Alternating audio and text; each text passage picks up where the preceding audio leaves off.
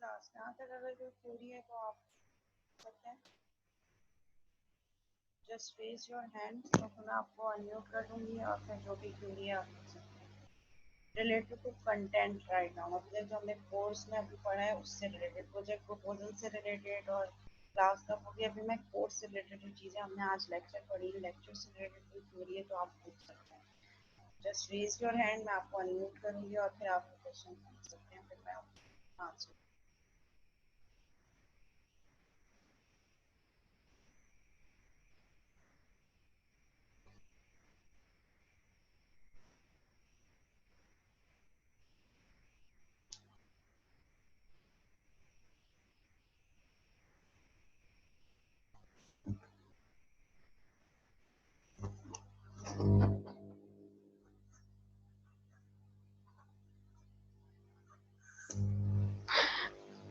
जी class, मैं ये कह रही हूँ कि अगर आपको कोई क्यूरी है तो आप अपना हैंड रेस करें। क्यूरी रिलेटेड टू लेक्चर, आज जो हमने लेक्चर में पढ़ा है उससे रिलेटेड कोई चीज कंफ्यूजन है, कुछ समझ नहीं आ रहा, कोई कॉन्सेप्ट क्लियर नहीं है या कोई मिसअंडरस्टैंडिंग है, तो आप जस्ट रेज योर हैंड, मैं आपको अनम्यूट करूंगी, आप अपना क्वेश्चन पूछें और फिर मैं आपको उसका आंसर बताऊंगी।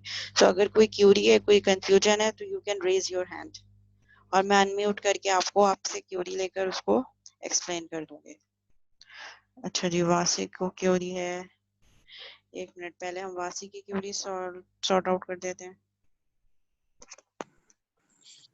अस्सलाम वालेकुम मिस। मिस मुझे क्यूरी नहीं है, मुझे ये था कि मुझे आप ये व्हाट्सएप पे जो ग्रुप है इसका उसमें ऐड कर दें, क्योंकि मैं उसमें लेट रजिस्ट्रेशन हुई थी, उसमें ऐड नहीं था मैं।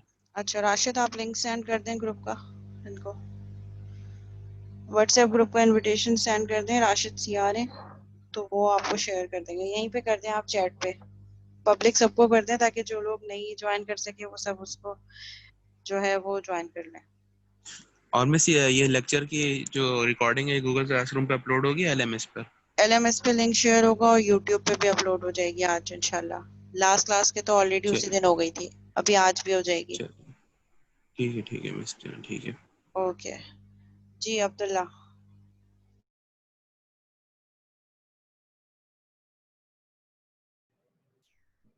मैडम मैं ये बोल रहा हूँ कि ये जो आपने एज डिक्लेयर करवाई है, अगर हमने मल्टीपल ऑब्जेक्ट में सेम एज चाहिए तो उसको भी P1 is equal to P2, P3 is equal to P4 करेंगे। अगर जितने आपने ऑब्जेक्ट बनाए P1, P2, P3 same age चाहिए हमें उसमें।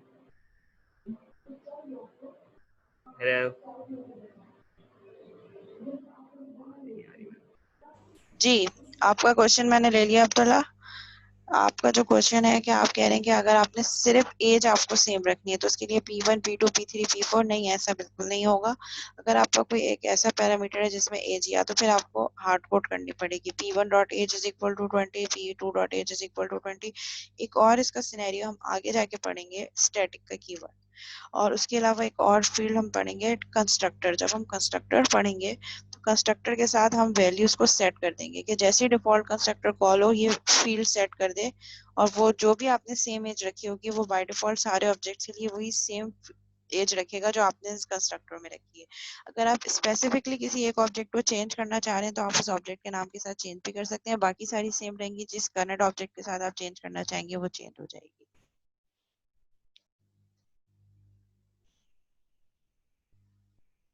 और हम एक काम ये भी कर सकते हैं, जैसे हमने यहाँ पे अगर मैं चाह रही हूँ कि मैं कुछ डिफॉल्ट वैल्यू देना चाहूँ कि अगर यूजर कुछ भी इनपुट नहीं ले रहा है या कुछ भी नहीं दे रहा तो मैं डिफॉल्ट वैल्यूज कुछ दे दूँ, तो हम यहाँ पे भी वो वैल्यूज दे सकते हैं, लेकिन वो हर बार स्पेसिफिक हो जाएगी। लेट से मैं कह रही हूँ नेम हो जाए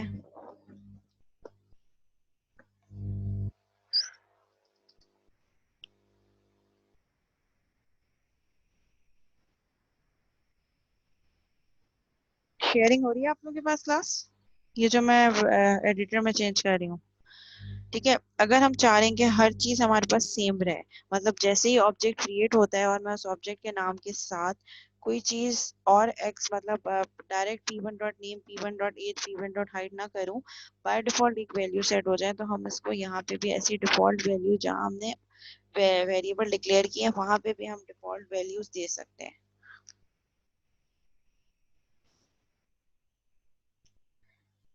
ठीक है, अब इससे क्या होगा कि जब हम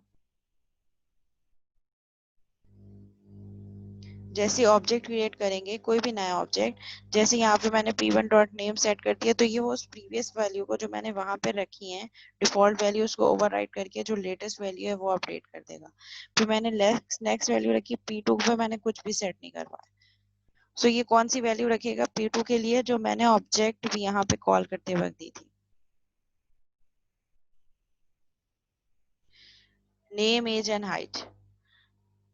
इसको भी देख लेते हैं कि हम, फिर P3 के लिए मैंने LMNO किया और P4 के लिए मैंने क्या कर दिया, कोई वैल्यू सेट नहीं की।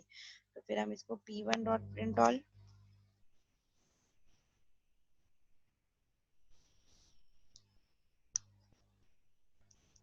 एंड सिमिलरली P2 डॉट,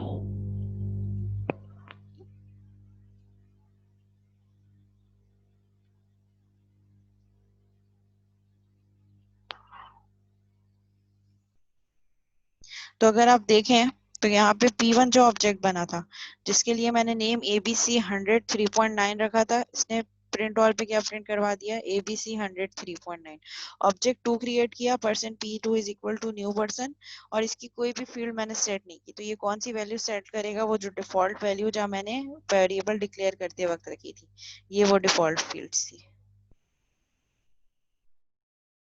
ये VSF, जो मैंने रैंडम एक नेम रखा था, 100 एज 100 एंड 5.6, ये वो वैल्यूज हैं जो क्लास में मैंने वेरिएबल डिक्लेयर करते वक्त ये रखी थी। ठीक है, सिमिलरली जब मैंने एक और ऑब्जेक्ट बनाया P3 के लिए मैंने वैल्यूज खुद से हार्ड कोड की LMN, तो इसलिए मुझे इसने P3 पे क्या प्रिंट करवा दिया है, LMN। और P4 के लिए मैंने क्या किया, कोई वैल्यूज नहीं दी, तो अगेन P4 के लिए भी इसने वही डिफॉल्ट वैल्यूज सेट कर दी, ये वाली। तो इसी तरह अगर आप कोई चीज हार्ड कोड करना चाह रहे हैं तो आप इस तरीके से कर सकते हैं।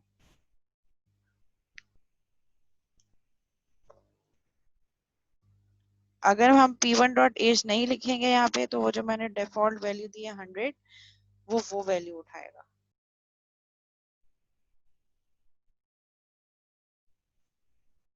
P1 के लिए भी इसने डिफॉल्ट वैल्यू उठा ली 100। इसी तरह जहाँ पे मैंने P3 की डॉट एज रखी है 60, अगर मैं इसको 60 नहीं करूं,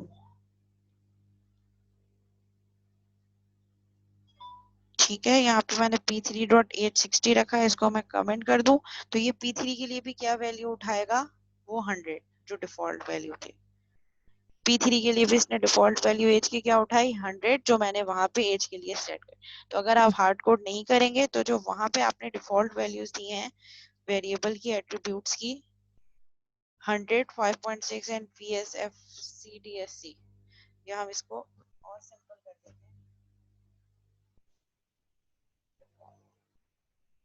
ठीक है, तो ये डिफॉल्ट का मुझे क्या देगा, ठीक है, जहां जहां मैंने एक्सप्लिसिटली जाके वैल्यू हार्ड कोड नहीं की, ये मुझे ये तीन वही वैल्यूज देगा जो मैंने डिफॉल्ट वैल्यू रखी। कोई भी एक पर्टिकुलर एलिमेंट अगर मैं कहीं मिस कर देती हूँ, जैसे मैंने यहाँ पे कर दिया P1 dot height is equal to 3.9F, या मैंने इसको कर दिया 3.9 हटा देती हूँ, तो इसको भी ये वो डिफॉल्ट वाली कर देगा जो कि 5.6। देखें ये भी इसने 5.6 चेंज कर दी। तो आप कोई भी पैरामीटर जो हार्ड कोड एक्सप्लिसिटली नहीं देंगे, तो वो बाय डिफॉल्ट जो प्रीवियस वाली वैल्यू है जो क्लास डिफाइन करते वक्त मैंने दी थी, उसी को यूज करेगा, ये वाली नेम एज और हाइट। किसी भी ऑब्जेक्ट के साथ मैं कोई भी चीज नहीं दूंगी एक्सप्लिसिटली जाके इज इक्वल टू करके, या तो यूजर से इनपुट नहीं लूंगी या हार्ड कोड नहीं करूंगी, तो इनमें से कोई भी वैल्यूज जो उसके रिस्पेक्टिव होगी वो देगा।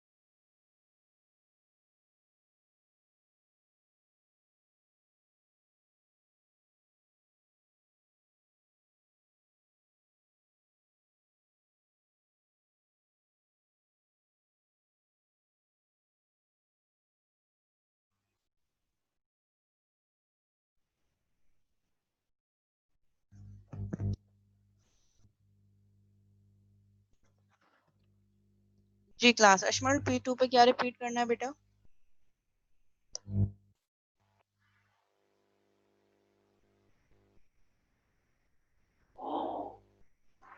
जिस तरह P1 में मैंने एक ऑब्जेक्ट क्रिएट किया और P1 dot name ABC set किया, तो ये P1 के लिए सिर्फ ABC को अपडेट करेगा, बाकी एज और हाइट मैंने यहाँ पे कमेंट कर दिए। तो वो जो मैंने डिफॉल्ट में सेट की थी वही एज और हाइट यूज होगी। इसी तरह मैंने एक और ऑब्जेक्ट बनाया person P2 is equal to new person, और P2 के लिए मैंने नेम एज और हाइट हार्ड कोड नहीं की, लेकिन जब मैं प्रिंट करवा रही हूँ P2 डॉट प्रिंट ऑल, तो ये मुझे क्या वैल्यू दे रहा है? P2 डॉट नेम डिफॉल्ट,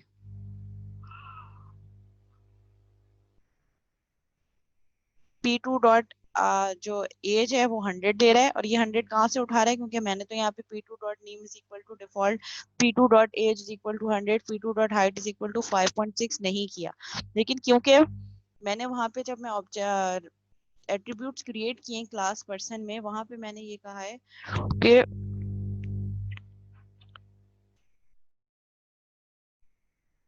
यहाँ पे कि जब भी कोई ऑब्जेक्ट क्रिएट हो और वो हार्ड कोड ना करे वैल्यूज को, तो इन डिफॉल्ट वैल्यूज के साथ उस ऑब्जेक्ट की वैल्यू को फिल इन कर दे। तो ये मेमोरी पे जाके इन्हीं वैल्यूज के साथ जो भी नया ऑब्जेक्ट क्रिएट होगा उसकी वैल्यू को सेट कर देगा, अगर यूजर उन वैल्यूज को एक्सप्लिसिटली सेट नहीं करवाएगा। तो ये इम्प्लिसिटली क्या करेगा? इन हार्ड कोडेड वैल्यूज से as a default value consider करके उस ऑब्जेक्ट को लिंक कर देगा।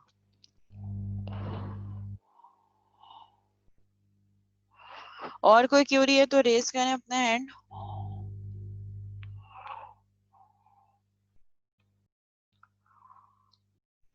नहीं, ऑब्जेक्ट के नाम आप कुछ भी रख सकते हैं। अब्दुल्ला का क्वेश्चन है कि ऑब्जेक्ट का नाम कुछ भी रख सकते हैं, कुछ भी रख सकते हैं, बट क्लास के नाम के इक्विवेलेंट नहीं होना चाहिए। और जो नॉर्मल वेरिएबल की नेमिंग कन्वेंशन हम यूज करते हैं वैसे ही भी यूज होंगे। That it can be start with a character, can hold an integer value but could not start with an integer। ठीक है, अंडरस्कोर हम यूज कर सकते हैं और कोई भी स्पेसिफिक सिंबल यूज नहीं हो सकता। एरे भी यूज करना हम देखेंगे कि एरे कैसे यूज हो सकता है। अभी यहाँ तक जो हमने चीजें देख ली हैं, इसमें कोई कंफ्यूजन, कोई क्यूरी है तो आप पूछ सकते हैं।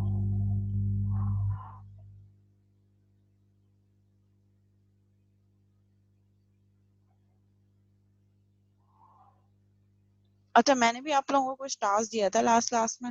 मैंने कहा था कि आप कुछ क्लासेस को आइडेंटिफाई करें, कुछ ऑब्जेक्ट्स आइडेंटिफाई करें, उससे रिलेटेड क्लासेस बनाएं और इसी तरीके से कोड राइट डाउन करें। जहाँ तक का सवाल है कोड का, कोड व्हाट्सएप पे सेंड करने की क्या जरूरत है? ये सारी चीजें तो रिकॉर्डिंग आपके पास मौजूद है, ईच एंड एवरीथिंग। जो मैं चेंजेस कर रही हूँ वो भी मौजूद है, इनिशियल वर्जन से लेकर अब तक कितनी चेंजेस हैं वो सारी चीजें रिकॉर्डिंग में आपके पास मौजूद होंगी। सो आप इसको देखकर खुद से कोड कर सकते हैं।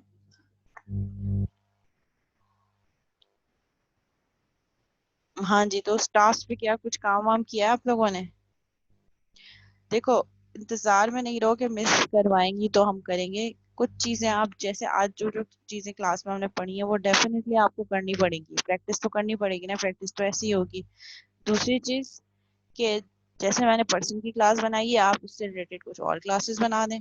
टीचर से रिलेटेड क्लास बना दें, उससे रिलेटेड क्या क्या फील्ड हो सकती हैं, क्या क्या मेथड हो सकते हैं। स्टूडेंट्स की क्लास बना दें, उससे रिलेटेड क्या क्या चीजें हो सकती हैं। और आप क्या बना सकते हैं? बुक की क्लास बना सकते हैं। मतलब किसी भी चीज की आप क्लास बना के उसके एट्रीब्यूट्स, मेथड और इसी रन टाइम पे ऑब्जेक्ट्स बना के आप काम कर सकते हैं। प्रैक्टिस आपकी स्ट्रांग होगी। अच्छा, असवन ने हैंड रेज किया है, तो unmute कर दें।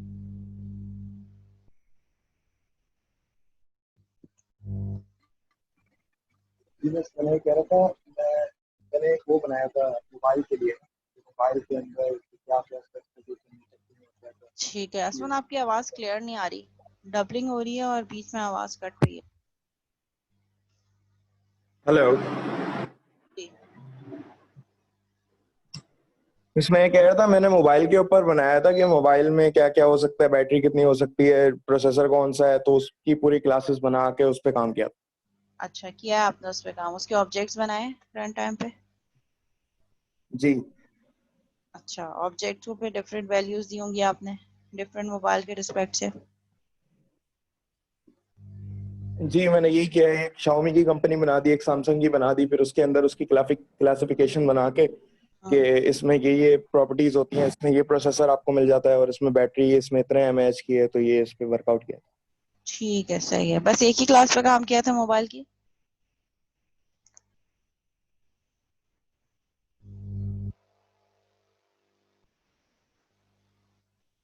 जी असमत, नहीं एक ही? मिस, नहीं नहीं, डिफरेंट्स बनाई थी, जैसे उसके अलग अलग पर्सपेक्टिव से, कि अगर इसमें बैटरी अगर 5000 mAh की है तो दूसरे की भी बैटरी है, लेकिन उसमें कितनी होगी। नहीं नहीं, तो वो क्लासिफिकेशन कैसे हो सकती है? मेन क्लास तो आपके मोबाइल की बनेगी ना, जिसमें सारे एट्रीब्यूट्स होंगे कि उसकी बैटरी कितनी है, कंपनी नेम क्या है, ब्रांड कौन सा है, वो सारे एट्रीब्यूट्स होंगे। और फिर उसके डिफरेंट मेथड्स होंगे। मेथड्स क्या होंगे? बैटरी की कंजम्पशन किस तरीके से है, और आपके पास फर्दर गेम्स यूटिलाइजेशन किस तरीके से, ये सारी चीजें हो सकती हैं। तो क्लास तो एक ही बनेगी, उस क्लास के मल्टीपल ऑब्जेक्ट्स बनेंगे। मतलब एक ही सिनेरियो आपने रखा है ना, मेरे क्वेश्चन करने का मकसद ये है कि जी मोबाइल के जी सिनेरियो। मिस। ठीक है, सही है। ओके, फर्दर अब इस पर बाकी सारे स्टूडेंट्स जो है वो ये करेंगे कि जैसे मैंने पर्सन की क्लास बनाई, इसके अलावा आप और बहुत सारी चीजें बना सकते हैं। जैसे मोबाइल की एक आपके पास आ गई एग्जाम्पल, मोबाइल हो गई, पर्सन हो गई, टीचर हो गई, स्टूडेंट हो गया, बुक, पेन। उसके अलावा बहुत सारी चीजों की क्लास आप बना सकते हैं। ठीक है, कोई भी रियल वर्ल्ड ऑब्जेक्ट जो आपको लग रहा है आप उनकी क्लासेस बना सकते हैं।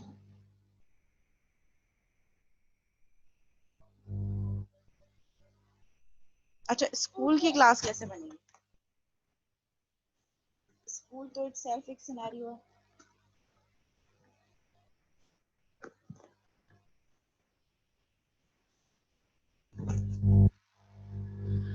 स्कूल तो इटसेल्फ एक सिनेरियो ना। स्कूल के अंदर फिर बहुत सारी सब क्लासेस आती हैं। स्कूल के अंदर टीचर भी है, स्कूल के अंदर स्टूडेंट भी है, स्कूल के अंदर एडमिनिस्ट्रेटर भी है।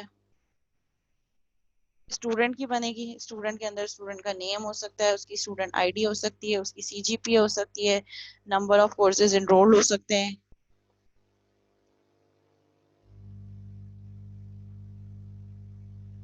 ऑब्जेक्ट हमेशा मेन मेथड के अंदर बनेंगे, क्योंकि entry point is main method. सो जब मेन मेथड ही रन नहीं होगा तो क्लास कभी कॉल ही नहीं हो सकेगी। हाँ, आप ये कर सकते हैं कि एक काम हम ये कर सकते हैं कि यहाँ पे ये जो मैंने एक अलग से क्लास बनाई है, पब्लिक क्लास प्रोग्राम, इसके अंदर मेन का मेथड है। मैं अलग से क्लास बनाने के बजाय ये मेन का मेथड जो पर्सन की क्लास है उसके अंदर ही क्रिएट कर। ठीक है, तो ये क्लास प्रोग्राम यहाँ से हट जाएगी। और जो मेरे पास पर्सन की क्लास थी, ये जो मेरे पास पर्सन की क्लास है, इस पर्सन की क्लास के अंदर ही, ये पर्सन की क्लास के अंदर मैंने मेन मेथड वो जो वहां पे बनाया था मैं यहाँ पे कॉल कर दूं।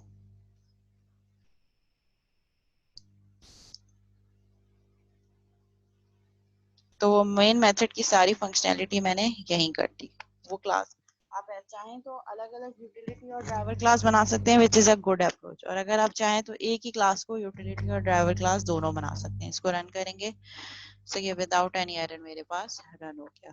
तो आपके पास दो पॉसिबिलिटीज हैं कि जो आप यूटिलिटी क्लास बना रहे हैं उसी के अंदर मेन मेथड बना के ऑब्जेक्ट बनाएं, क्योंकि ऑब्जेक्ट हमेशा मेन मेथड के अंदर ही बनेंगे। बच्चे, मेन मेथड एक ही बार यूज होता है, लेकिन main method is an entry point. Object बनाने के लिए आपको प्रोग्राम में एंटर होना पड़ेगा, और in order to enter into the program you will required a main method. जब मेन मेथड के थ्रू एंटर होगे उसी के थ्रू ऑब्जेक्ट बनेगा, वरना जो पर्सन की क्लास है वो यूजलेस हो जाएगी। Main is an entry point. जब भी आप इस प्रोग्राम को रन करेंगे so person is nothing right now, person कुछ भी नहीं है। अगर मैं इस पर्सन की क्लास में से ये मेन मेथड हटा दूं, ठीक है, मैंने ये मेन मेथड हटा दिया, अब ये पर्सन, अब मैं इसको जितना भी रन करती रहूं, ये पर्सन की क्लास कुछ भी नहीं है मेरे पास। ना तो ये मेमोरी में कोई स्पेस लेगी, ना ही इसका ऑब्जेक्ट क्रिएट हुआ है। So this person class is nothing. पूरे प्रोग्राम में मल्टीपल क्लासेस हो सकती हैं, मल्टीपल मेथड्स हो सकते हैं, बट यू शुड देखें यहाँ पे आ गया एरर। क्या एरर आया? Public main method is required in a public class. You should require a main method. You can have multiple classes, but should have one main method जिसके through आप उन multiple classes का object बना सकें। इसकी example क्या है, मैं कैसे दे सकती हूँ? लेट्स से मैंने यहाँ पे एक क्लास बनाई पर्सन की। ठीक है, अब मैं यहाँ पे एक क्लास बना रही हूँ बुक की, एक और क्लास। उस क्लास के बाहर जो मैंने क्लास डिफाइन कर ली, उस क्लास के बाहर क्लास की बॉडी के बाहर I am creating another class which is called book. इसका मैं एक्सेस मॉडिफायर रखती हूँ पब्लिक। ठीक है, पब्लिक क्लास बुक है मेरे पास, एक another class which is a utility class। इसमें मैं क्या एट्रीब्यूट रखती हूँ, public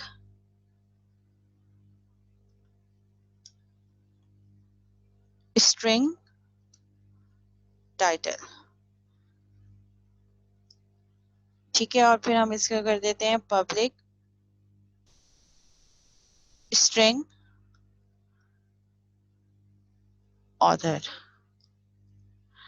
and public int year of publication. ठीक है, ये मैंने क्लास बना दी बुक की, और इसके अंदर मैंने एक मेथड बना दिया पब्लिक void print all।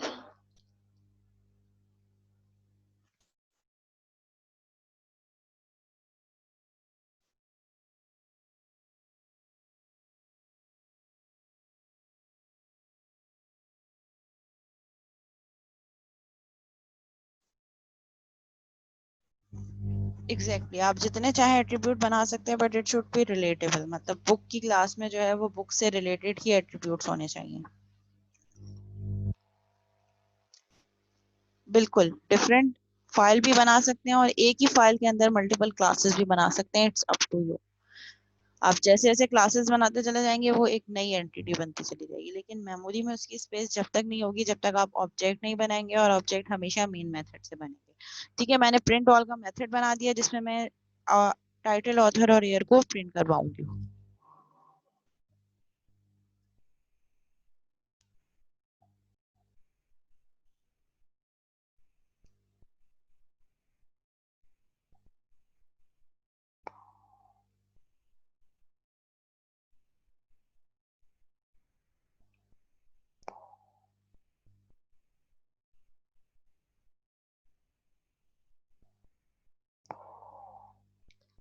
ठीक है, तो यहाँ पे मैंने क्या किया, दो अलग अलग क्लासेस बनाई जो कि दो अलग अलग फाइल की तरह काम कर रही है। एक पर्सन की क्लास जो कि यहाँ पे क्लोज हो गई, क्लास के अंदर क्लास नहीं बनाई मैंने, एक ही फाइल के अंदर दो क्लासेस बनाई है। पर्सन की क्लास यहाँ पे एंड हो गई, उसके बाद एक और क्लास बनाई बुक की, ये उसकी ओपनिंग बॉडी है और ये उसकी क्लोजिंग बॉडी है।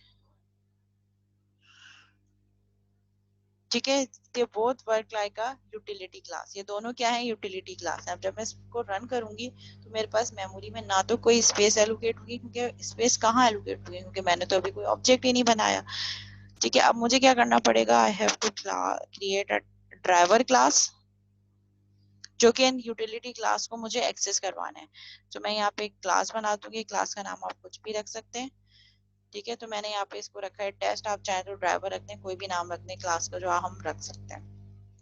ठीक है, जो कि यहाँ पे अब पर्सन और book is a utility class.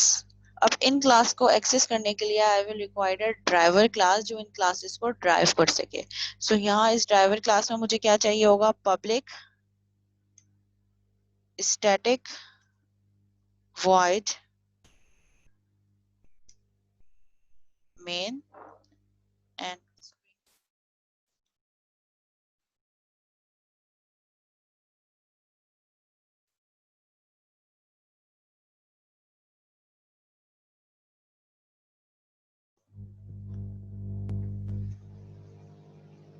ठीक है, सो यहाँ पे मैं अब क्या करूंगी, मेन मेथड के अंदर मैं पर्सन का एक ऑब्जेक्ट बना लेती हूँ। पर्सन, चलो object 1 is equal to new person. ठीक है, नेम भी सेट करवा देते हैं हम,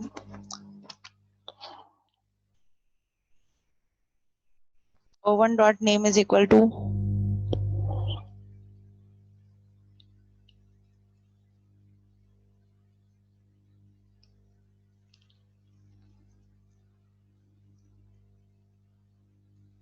o1 डॉट हाइट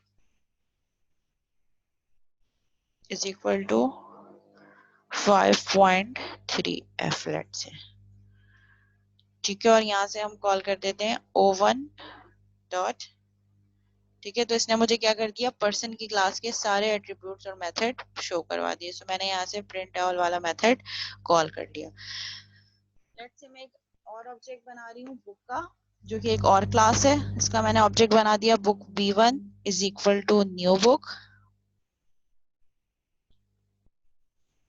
ठीक है, और इसमें मैंने कॉल करवा दिया है v1 डॉट।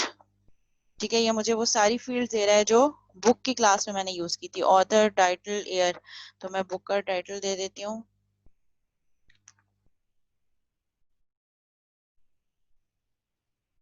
ठीक है, सॉफ्टवेयर इंजीनियरिंग। फिर मैं कह रही हूँ p1 dot author is equal to Roger S Pressman. ठीक है, p1 डॉट ईयर हम इसको दे देते हैं 2006। और मैं कॉल करवा देती हूँ p1 डॉट प्रिंट ऑल। ठीक है, तो मेथड मेरे पास एक ही है, मेन मेथड। इस मेन मेथड में एक मैंने पर्सन की क्लास का ऑब्जेक्ट बनाया, एक मैंने बुक की क्लास का, मतलब डिफरेंट क्लासेस के ऑब्जेक्ट में एक ही मेन मेथड में बना सकती हूँ। मैंने इसको रन कर दिया। इसमें फर्स्ट वाले में इसने मुझे पर्सन के सारे प्रिंट ऑल के मेथड में ये प्रिंट करवा दिया, और बुक वाले में बुक का प्रिंट ऑल मेथड प्रिंट करवा दिया। So we can have multiple classes, can have multiple objects, और उनको हम एक्सेस कैसे करवा सकते हैं, थ्रू मेन मेथड।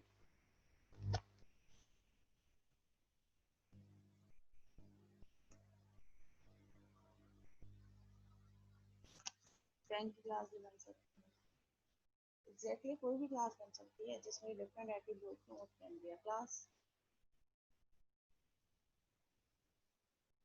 अगर मैं इसका एक और ऑब्जेक्ट बनाऊं बुक का ही, book a1 is equal to new book।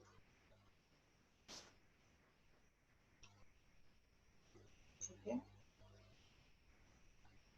अब देखें यहाँ पे मेरे पास ऑलरेडी इस नाम का मैंने एक वेरिएबल डिक्लेयर किया है। जिस तरह हम एक नाम के दो वेरिएबल नहीं बना सकते, इंट ए और इंट ए सेम उसमें, तो यहाँ पे जब मैं o1 ऑलरेडी डिक्लेयर कर चुकी हूँ, तो अगर मैं o1 दोबारा से इस ऑब्जेक्ट का नाम यूज करूंगी तो वो फिर मुझे एरर देगा। हालांकि क्लासेस अलग अलग हैं, एक को मैंने पर्सन की क्लास का ऑब्जेक्ट बनाया और दूसरे को मैं बुक की क्लास का ऑब्जेक्ट बना, लेकिन जैसे क्योंकि यहाँ पे ये जो o1 है ये वर्क लाइक ऑफ वेरिएबल, क्योंकि एक लिंक रेफर कर रहा है ऑब्जेक्ट के नाम के साथ। तो जिस तरह मैं int a is equal to 10 एक दफा मैंने कर दिया, अब मैं जब दोबारा यहाँ जाके int a is equal to 20 करूंगी तो ये एरर देगा। इसी तरह मेरे पास o1 में भी एरर देगा। ठीक है, ये कह रहा है कि a इज ऑलरेडी डिफाइंड। इसी तरह मैं सेम नाम के ऑब्जेक्ट को भी, एक दफा एक ऑब्जेक्ट बन गया, it should not be declare in a same main file. जी मामा, आपके क्वेश्चन का आंसर मिल गया आपको? ओके क्लास, अपनी अटेंडेंस सेंड कर दें चैट पे, student name and student ID.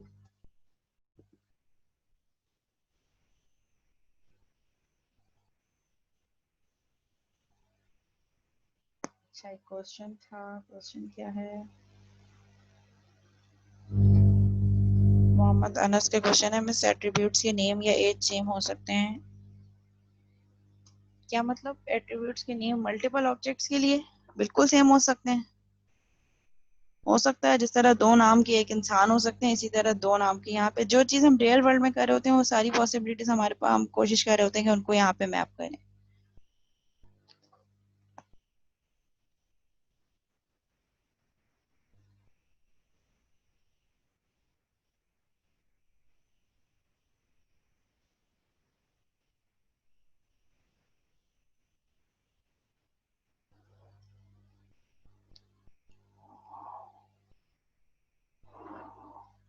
Okay ji, attendance सबने सेंड कर दी है?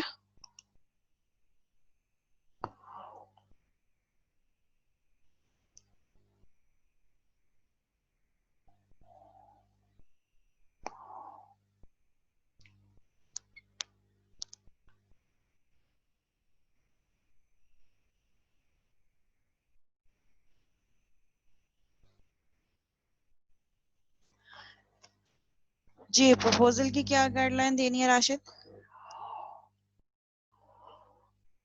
हैंड रेस करें, मैं आपको अनम्यूट करती हूँ।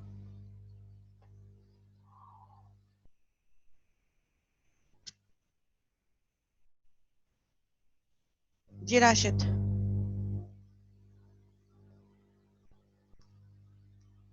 हेलो, आवाज आ रही है राशिद?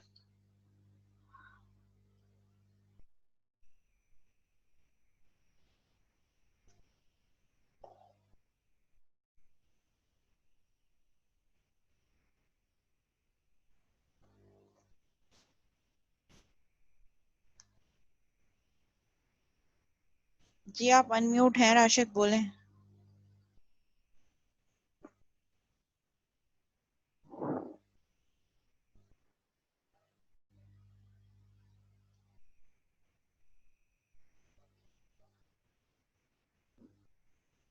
आपकी आवाज नहीं आ रही राशिद।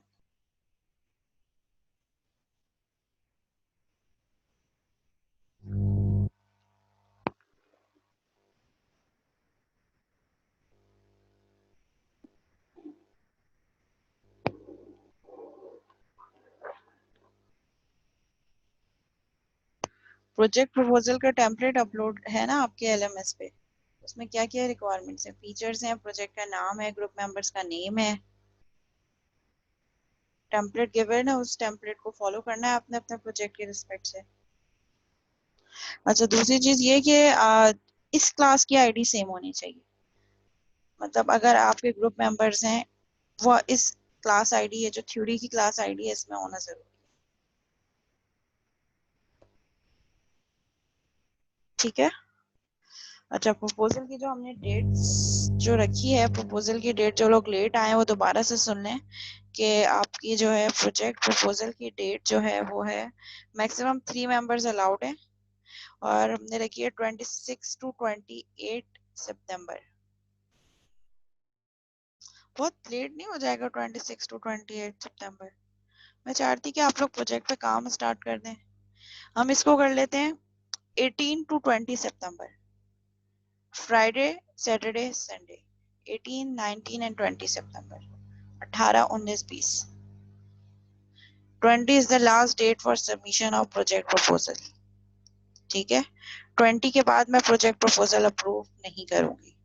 ठीक है। गूगल क्लासरूम का कोड भी मैं आपके पास व्हाट्सएप ग्रुप पे शेयर कर दूंगी, वहां पे भी सारी चीजें आपको मिलेंगी। और अगेन जो है वो प्रपोजल वगैरह वो सब चीजें, मेरे ख्याल में एलएमएस ज्यादा बेटर है अपलोड करने के लिए, क्योंकि हमारा फाइनल पेपर और ये सब चीजें असेसमेंट भी यहीं होंगी।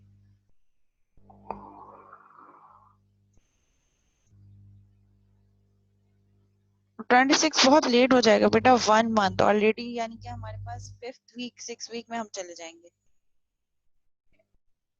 क्योंकि आप जब मुझे प्रपोजल सेंड करोगे, फिर मैं उसको देखूंगी, फिर उसको अप्रूव करूंगी, तो वो भी उसको देखना, वो सब जो है वो भी टाइम कंज्यूमिंग होगा। इसीलिए हम इसको 18, 19, 20 रखते हैं, ताकि 26 सितंबर तक आप लोगों के प्रपोजल अप्रूव हो जाए। अगर यूनि भी खुलेगी तो सबमिट तो करवाओगे ना? और हर ग्रुप का कोई एक मेंबर सबमिट करवाए। ऐसा नहीं हो कि अगर 3 मेंबर्स हैं तो तीनों की तीनों बार बार मेल कर रहे हैं। कोई एक मेंबर जो है वो ग्रुप लीडर बन जाए। ठीक है। और मैक्सिमम 3 मेंबर्स अलाउड है।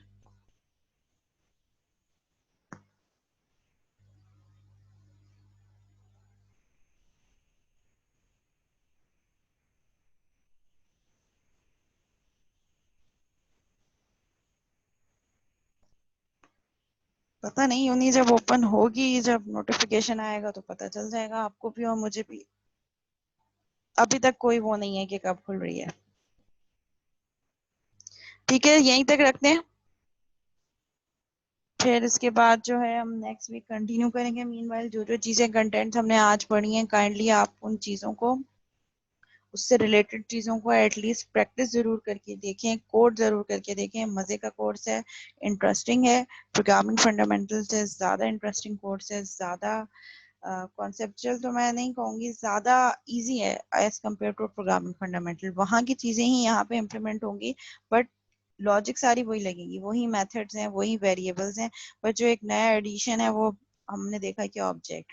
अब उन ऑब्जेक्ट्स में और क्लासेस में हम क्या क्या चीजें कर सकते हैं, वो सारी चीजें आपको जो है वो फिर अब देखनी पड़ेंगी। सब कुछ मैं कर दूं, तुम वो कुछ भी ना करो। प्रैक्टिस क्वेश्चन भी मैं दे दूं, प्रैक्टिस मटेरियल भी मैं दे दूं, प्रैक्टिस भी मैं करवा दूं, नंबर भी मैं ले लेती हूँ।